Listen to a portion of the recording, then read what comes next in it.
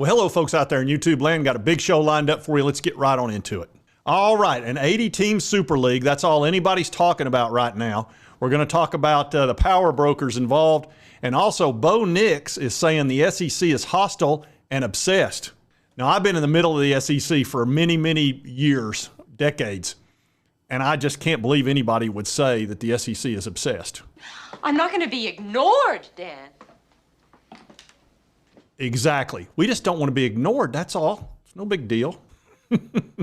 Anyway, let's get into all this. And this new 80-team Super League is being brought up because of the college football playoff. They're concerned about conference realignment and all these lawsuits. And it's basically going to be 80 teams. You'd have 8 divisions, one of which is a relegated division. We'll talk about that in a minute. But the winners of each division would automatically get in the college football playoff. Then you'd have 8 more, which would be the highest ranked ones after that, and that gets you to 16. You're going to keep seeing a theme of 16 teams for the college football playoff because mathematically it makes sense and it's more money. Comes in pretty handy down here, bub. Oh, which is kind of important. And it talks about can the college football Super League end conference realignment, etc. And it talks about how the realignment's done most damage to the sport. And of course, the SEC and the Big Ten has gotten stronger and stronger. And Petiti and Sankey are going to have a lot to say about this. I don't know how excited they're going to be about an 80-team Super League, but there's a lot of teams out there that probably feel like it might be the best way to avoid all these lawsuits because they're thinking you're probably going to have some sort of collective bargaining. You're going to have a salary cap. They're talking about becoming like a junior NFL league, which would eliminate a lot of those lawsuits. However, I think college football is going to go down kicking and screaming over this as this all plays out. Plus, there's tons of contracts out there for television and conferences that are not going to like this. But it is building up some momentum because that's all anybody's talking about today. And this was in the Atlantic, and it talks about a single league being in charge of college football at the highest level with 0 conferences. The players would be getting paid directly, and NIL and the transfer portal would have regulations. And the Syracuse Chancellor, Kurt, however you pronounce that, says that governing and managing college athletics is dead. And there's a 20-person firm. They take the top 70 programs, which would consist of all members of the Power 5 conferences, plus, of course, Notre Dame, because Notre Dame's always got to be treated special. They've always got to be separated. excuse me. They can't be part of I don't even know if they'd be part of this. They'd probably have to have their own entity. And anyway, like we discussed, 7 10-team divisions. The remaining 10 teams would be made up of schools that would be promoted from the lower tier, which is made up of the other 50 teams. Those teams, similar to the European football, would be in constant fight for promotion and against relegation in the top league. It eliminates the playoff committee. FSU would be upset about that. And the schools would actually own the league. It says the only obstacle, which is a big one, is to get everyone to agree on this, something that will prove to be difficult considering SEC and Big Ten and even the Big 12 have not met with this group. Only the, I believe, ACC has. And so the SEC, Big 10, Big 12, ACC, they'd all have to fold. And I guess Sankey and Petiti and those guys would be out of a job because what would they be needed for? Oh, well, there's strikes 2 and 3 right there. Yeah, that's definitely strikes 2 and 3. I don't see any way Sankey or Petiti would go. Why would they go along with it? They're winning. They're winning everything. They're getting bigger and stronger, and the other conferences are getting weaker. The ACC is falling apart. You can see internally there's no way that's going to last. The Pac-12 went like that, and the Big 12 is still surviving, and they may be able to handle this. They may become sort of like what I think the ACC is going to become, a second tier filled with a lot of good quality colleges and schools, but not at the top tier with the Big Ten and the SEC. I think they're going to cherry pick all those good teams in the ACC, which would be obviously Florida State, Clemson, North Carolina, and possibly Miami. Of course, Notre Dame's got to do something. And then you've got other teams in the ACC which might very well fall on those 2, or they might join the Big 12. Or they might stay in the ACC as part of a lower tier. So all of those things are happening as we speak. And of course, the big concern is all the litigation that's going on out there, because you might end up with a huge lawsuit that would be in the billions. And that could be a former player suing, and that suit's actually in court as we speak, over not getting paid over the last umpteen years.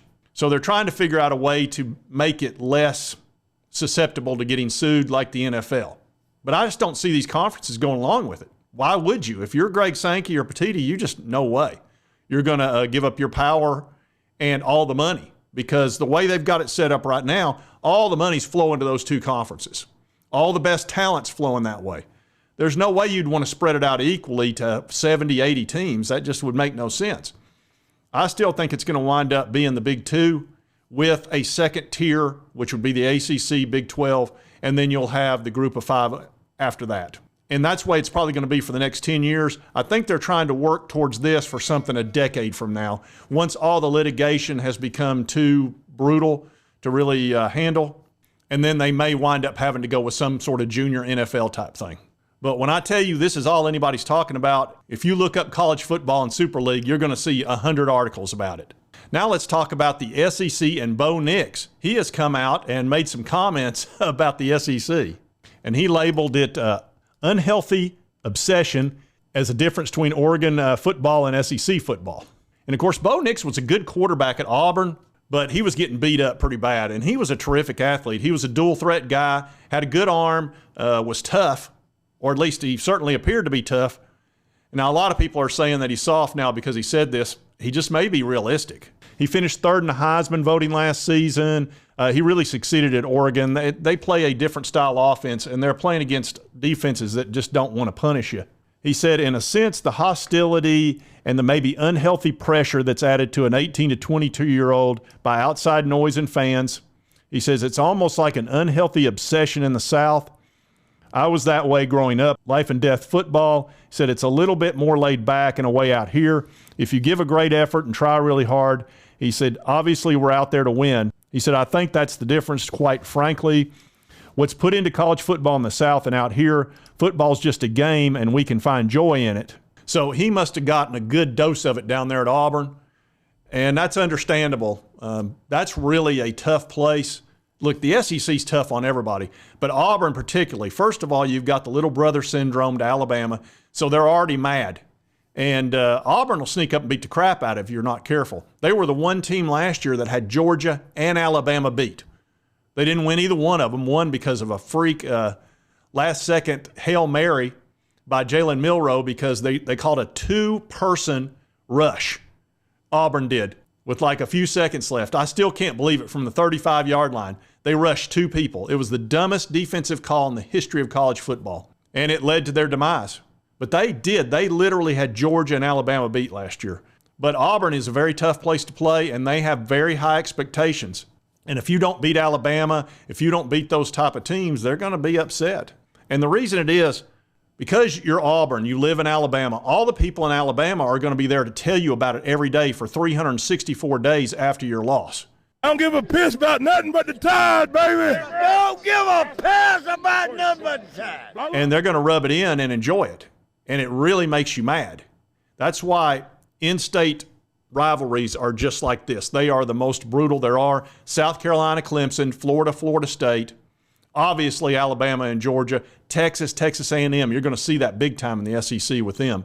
Those are very special rivalries, and unless you experience an in-state one, you don't really know how vicious it is. Give them nothing, but take from them everything.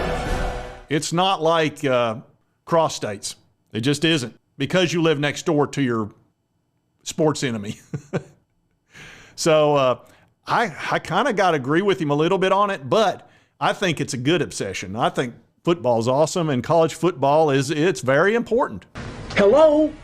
And I don't have any problem with it, but I can understand some people not wanting part of that. I get it. I played in the SEC at UT, so I understand that, even the sport that I played in golf, the golfers in the SEC are dramatically different than most conferences. They're really, really good, and it's the same in football.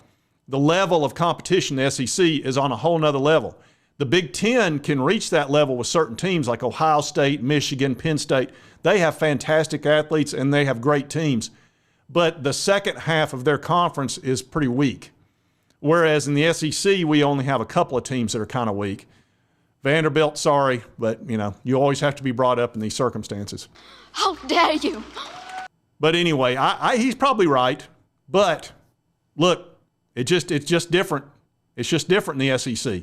And as far as the Super League is concerned, the only way you're going to be able to do that is if the SEC and the Big Ten are the kings of that Super League. It's the only way it's going to work, because there's no way Sankey and Petitti is going to go along with anything where they give up power. They're not going to do it. As a matter of fact, they're collecting power as we speak. So anyway, a very interesting story and a concept that's probably 10 years away from even considering being realistic, but something fun to talk about in the offseason. And as far as Bo Nix is concerned, he's going to be in the NFL soon, and it's more of a business there. It's one of the reasons why a lot of people don't want college football to become NFL junior, because then it becomes just business and some of the passion gets lost. So I can kind of understand that. If you like this content, be sure to hit that like button. Let's continue to cover all this big college news. And if you've not subscribed, it's right here on your right, my left. Hit this little button. I'd appreciate it. And right over here's the most recent video. YouTube, thanks, you'll enjoy. And we'll see you next time on Sports Talk Jay.